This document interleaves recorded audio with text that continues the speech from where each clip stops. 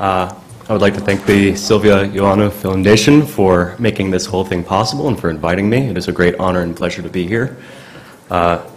Because you all have just had your lunch and are likely a little bit tired, I want to start with just a story. Not a happy story, but a story all the same.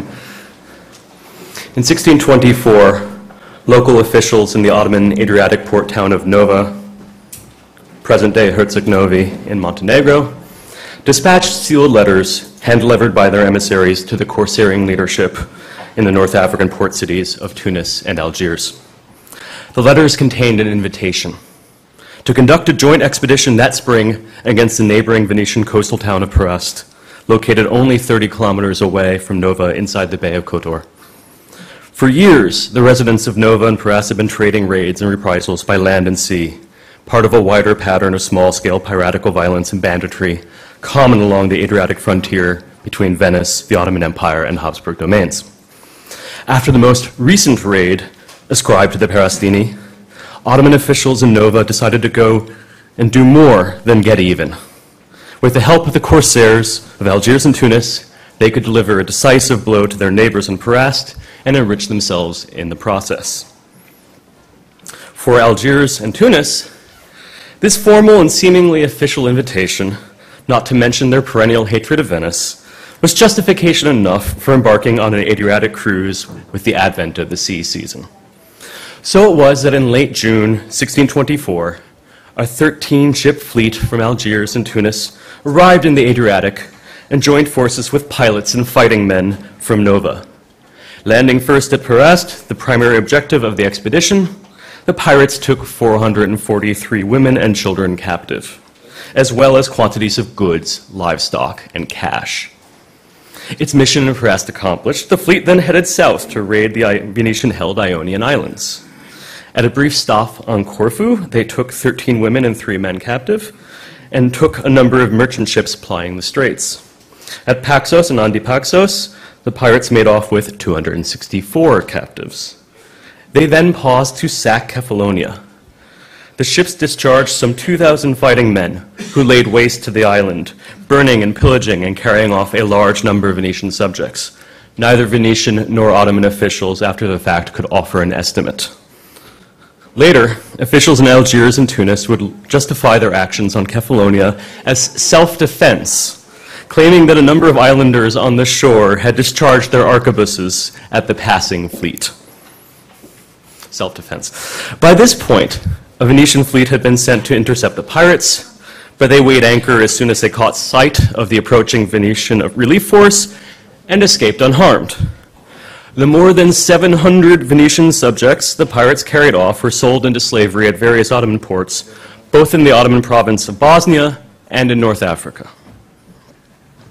The brazen pirate cruise and the involvement of local Ottoman officials from the Adriatic in its planning and execution led to outrage in both Venice and Istanbul. Some amount of frontier violence, the occasional seizure of ships or slaves, might be forgiven, if not condoned, but most Ottoman officials in Istanbul seemingly agreed that this attack went beyond the pale. Today, I want to talk a little bit about the legal side of Ottoman corsairing in the Eastern Mediterranean and how officials in Istanbul and Ottoman North Africa defined what constituted a legally justified raid and how they attempted to justify that definition to each other. Focusing on the legal and diplomatic aftermath of the 1624 raid that I've just described to you, reconstructed on the basis of Ottoman and Venetian sources, I will outline the treaty law shared between the Ottoman Empire and Venice that prohibited piracy and the ways in which the Ottoman center attempted, in religious legal terms, to convince the North African corsairing leadership to honor its commitments under the treaty. Although these attempts were ultimately unsuccessful, raids like that in 1624 became more, not less common. The discussion itself has important implications for our understanding of the legal and diplomatic history of the 17th century Mediterranean, and the broader question of where the line was and who got to draw it between corsairing and piracy. So many of the questions we've already been talking about today and we'll probably continue to talk about tomorrow. The 1624 raid on Venetian possessions in the Adriatic and Ionian seas was certainly an unambiguous violation of the imperial treaty known as Ahname, which governed relations between the two powers at peace since 1573. The Ahname contained several reciprocal clauses with anti-piracy articles obligating them both to combat piracy whenever possible and guaranteeing the safety of each other's ships, shores, and subjects. Venetian captives taken in contravention of the treaty were to be found and freed, and provided they had not converted to Islam, handed over to the nearest Venetian representative. Likewise, stolen ships and cargoes were to be returned, or failing that, restitution provided.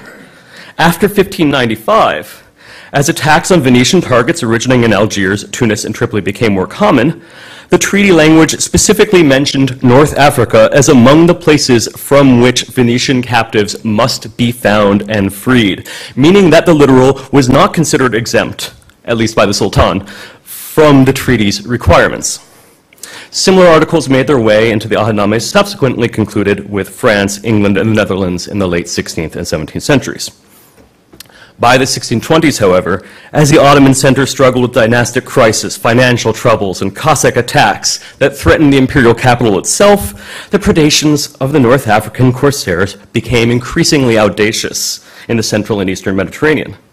Although theoretically bound by the Ahname's guarantees, without fear of serious consequences from Istanbul, the leadership in North Africa routinely disregarded them. In recognition of the fact that the Ottoman center could not fully restrain its North African subjects, the Venetians had already been granted the right to defend themselves from North African pirate attacks and to pursue and destroy those who threatened them. But for those corsairs who relied upon the justification of holy war for their raids and lived by the customary code of reciprocal violence, Venice's vigorous self-defense efforts and its policy of beheading captured corsairs only invited more attacks by way of retaliation and reprisal. Thus, while the 1624 Adriatic-Ionian raid was shocking, it was not at all surprising.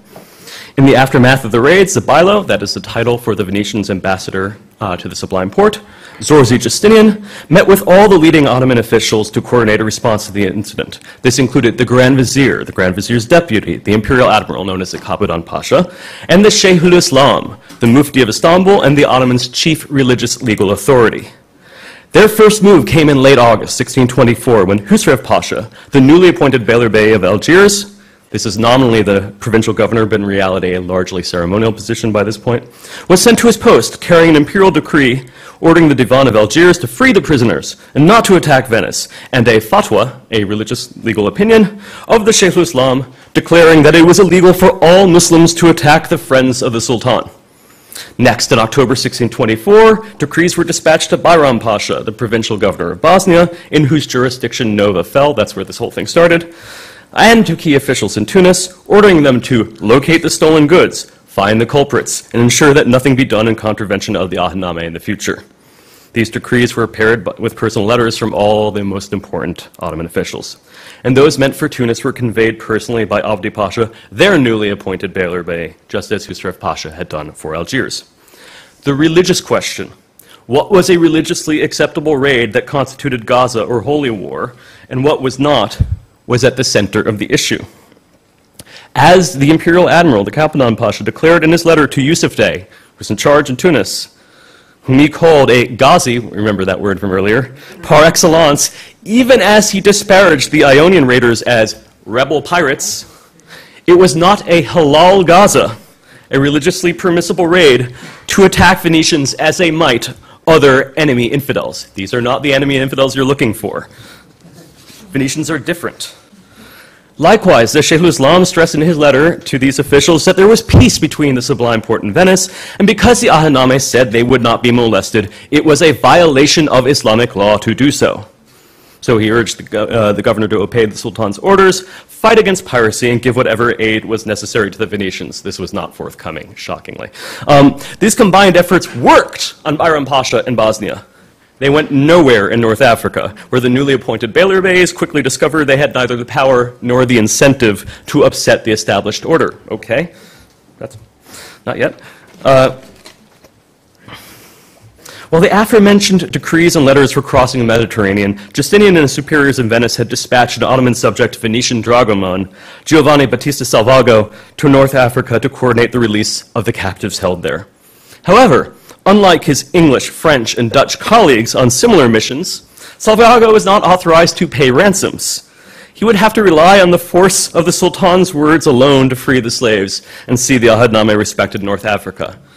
Salvago's initial confidence quickly faded after his arrival in Algiers in February 1625, as it became clear that the other trading nations' habit of paying ransoms and their growing willingness to treat directly with the North African leadership had diluted the power of the Sultan's commands. It did not help, again, that the Venetians were particularly loathed for their uncompromising punishment of captured corsairs. After months of fruitless negotiations, Salvago left Algiers empty-handed, arriving in Tunis in late June to an even frostier reception. When he succeeded in having the decrees read before the entire council in Tunis, they threatened to burn him alive. But, as had happened in Algiers, the members of the Tunisian Divan also chose to justify their recent actions to the dragoman and to the two Ottoman envoys who had accompanied him. They accused Venice of complicity with the corsairs of Malta and detailed a decades-long history of perceived wrongs perpetrated by the Venetian navy against the corsairs of Tunis. They claimed that they had been formally invited to sack Piracy by Ottoman officials in Nova, who had been wronged by their neighbors. And they argued, rather disingenuously, that the attack on Kefalonia was unplanned and legitimate self-defense. Moreover, they added, custom and their ancient sultanic privileges entitled them to fall upon all those who did not obey their commands at sea. That is, if you didn't stop when they said stop, they had the right to take you. For all these reasons, the 1624 raids and the seizure of the captives were legal and right, and if the Venetians wanted their subjects back, they should ransom them as their co-religionists did. Surely, if the Sublime Porte understood the true state of affairs, it would not be taking the Venetian side.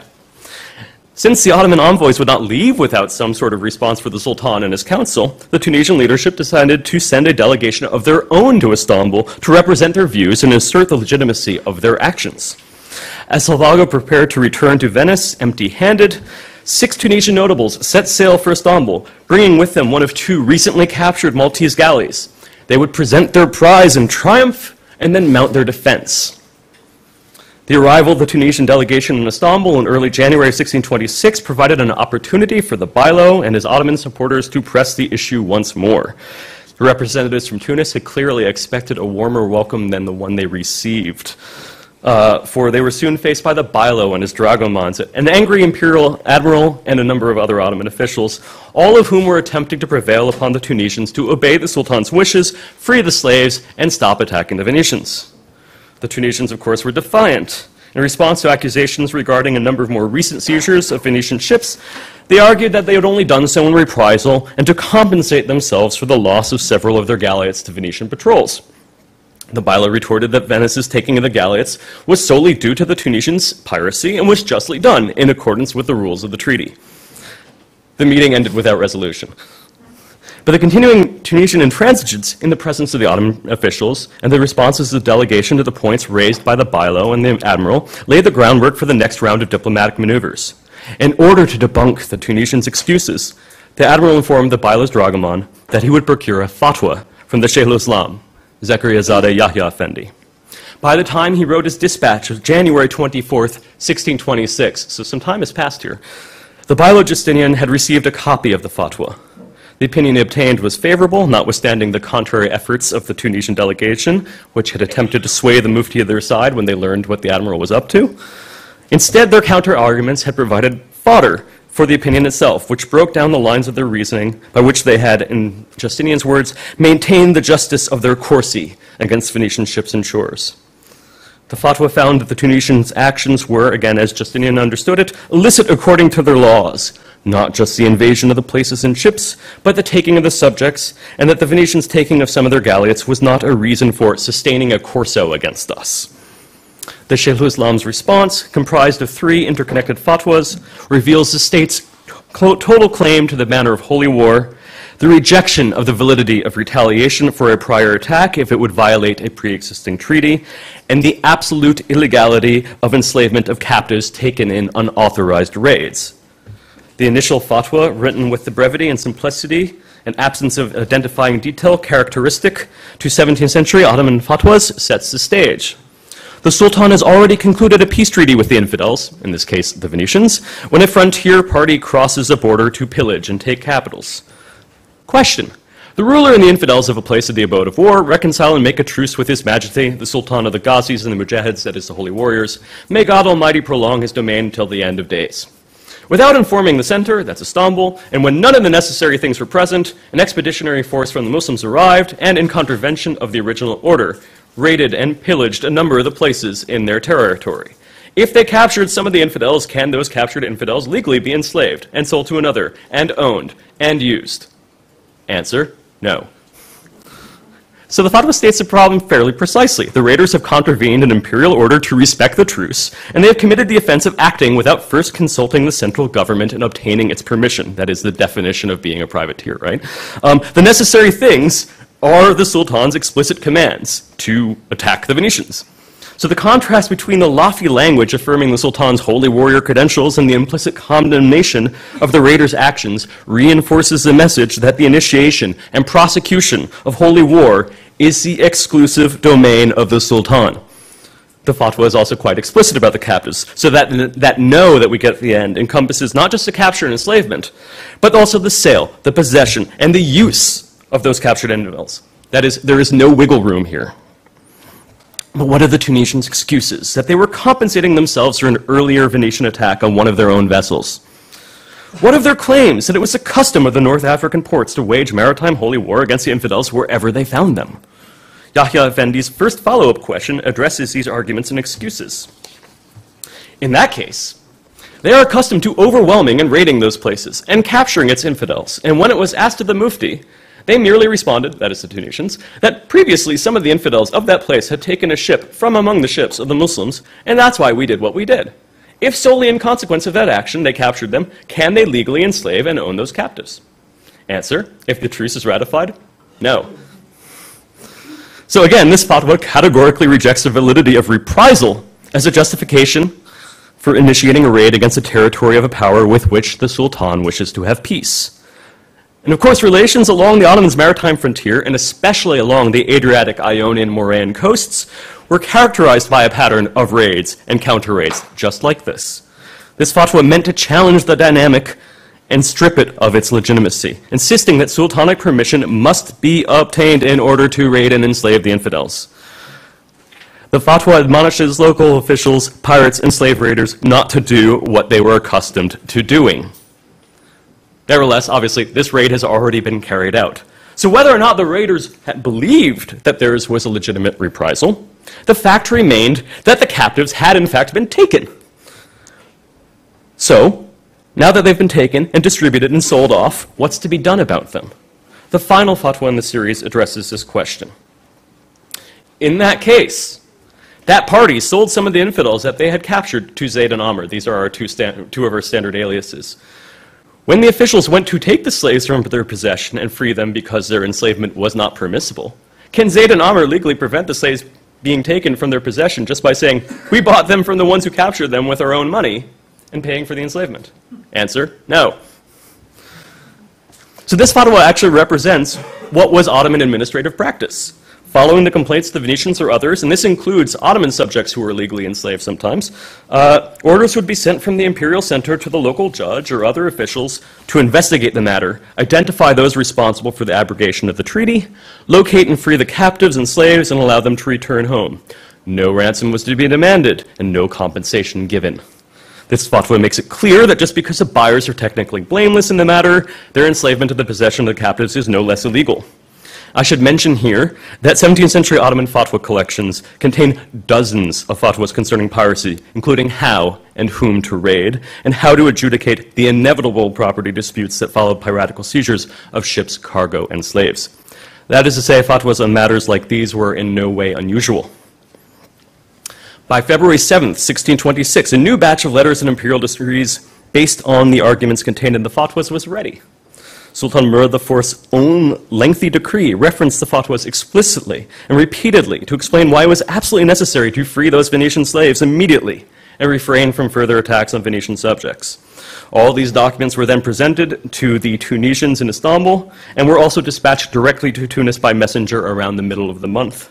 That messenger had orders to remain in Tunis indefinitely and coordinate the release of the Venetian slaves still held there, which is probably the most thankless job the Ottomans could come up with for this poor guy. There is a common diplomatic purpose here. Venice wanted the return of its subjects, as well as of its captured ships and stolen merchandise, and it wanted the Tunisian and Syrian attacks on its shipping to cease. The Ottoman central government, while interested in honoring the stipulations of its agreements with Venice, had to deal with the broader implications of the North African officials and Adriatic officials' violations of the treaty. The flagrant disregard for imperial authority, the failure to maintain even the semblance of respect for sultanic sovereignty over their military and foreign affairs, and the North Africans' claims for religious and customary legal justification required a vigorous Ottoman diplomatic response. All the more so since a military response in this period was not a practical option. It was thus left to the Sheikhul Islam as semi-independent jurisconsult and religious legal authority to demonstrate that the Tunisians' violation of the Sultan's peace was against God's will as much as that of the Sultan. These efforts, while demonstrative of Istanbul's views on what constituted legal maritime raiding, were insufficient to arrest the changing dynamic in the Mediterranean. With the Sublime Porte's blessing, England's ambassador, Thomas Roe, successfully negotiated treaties directly with Algiers and Tunis in 1625 and obtained the release of hundreds of English captives. The French and the Dutch soon followed suit. Although these treaties were repeatedly broken and renegotiated and bad faith abounded, when the parties did abide them, they removed English, French, or Dutch flagships from the target lists. They also further weakened the influence of the Sublime Porte in North Africa. By 1627, the ambassadors of England, France, and the Netherlands had all agreed that there was no point in continuing to press the pirate issue at the Sublime Porte. This left Venice all alone among the Mediterranean trading space, making, as Thomas Roe said it, the flag of St. Mark the very temptation of a pirate. For Venice would not scape under the banner if it did swim in the Mediterranean. Only Venice did not abandon port in favor of direct diplomacy with North Africa, leaving those merchants who still sailed under the Venetian flag increasingly exposed to attack. And attacks only skyrocketed, causing absurd amounts of damage. In the 20 years between 1618 and 1638, just the biggest ships caused 5 million gurush of damage. For comparison's sake, the annual revenue of the port of Iskenderun was 40,000 gurush. So that's some serious money. The cost of North African piracy were not Venice's alone to bear, so long as the Sublime Porte remained legally and financially responsible for the actions of its North African subjects. Thus, as Algiers, Tunis, and Tripoli began to conduct their own foreign relations with the Atlantic states, Istanbul began looking to formally spin off that responsibility. After the restoration of peace with Venice, following the end of the long war for Crete in 1669, the new anti-piracy provisions of the Ahname disavowed North Africa, stripping it of the protections of Ottoman subjecthood. No one pretended anymore that Istanbul could or would affect change there, and the failed attempts to do so only damaged the Sultan's legitimacy. Henceforth, the Ottomans maintained their obligation to deny pirates markets and shelter and to return stolen goods and slaves, but they stepped back from interdiction assurances and restitution guarantees. So by 1670, the Ottoman government had adopted the blanket view that pirates were the common enemy of all.